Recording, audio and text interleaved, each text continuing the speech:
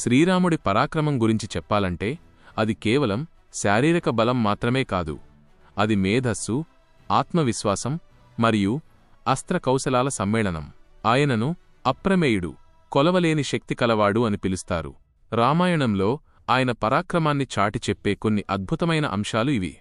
జనస్థానంలో ఉన్నప్పుడు కేవలం అరగంట, సుమారు 24 నిమిషాలు వ్యవధిలో రాముడు ఒంటరిగా 14,000 మంది రాక్షసులను, ఖరదూషణుల సైన్యం మట్టుపెట్టాడు.